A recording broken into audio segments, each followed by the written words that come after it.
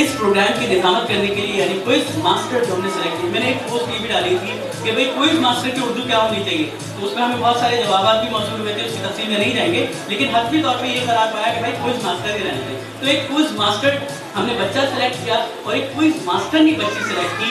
दोनों बहुत प्यारे बच्चे हैं, दोनों खुदादार सलाहियतों के मालिक हैं। सबसे पहले यहाँ पे तशरीफ ला रहे हैं, हम उस साहबजादे को यहाँ पे बुला रहे हैं। बहाज सैयद बहाज ज़ैदी, आपकी भरपूर तारीफ में मुल्क पाकिस्तान का एक बहुत बड़ा नाम है और आगे आने वाले दोस्तों में आप इससे खतीब पाकिस्तान भी देखेंगे, जाकिर पाकिस्तान भी देखेंगे। हमारा जो यही इसी समाज में तकरीरी मुकाबला हुआ था तो उसमें जो है इसने बच्चे ने पहली पोजीशन हासिल की।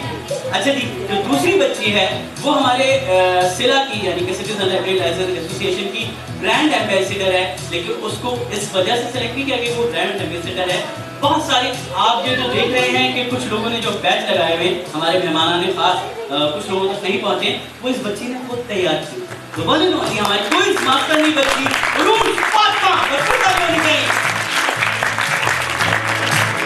सबसे पहले जो होगा आप खास तौर से सुन लें, जो बच्चे नए शामिल हुए हैं, क्योंकि बहुत सारे ऐसे बच्चे भी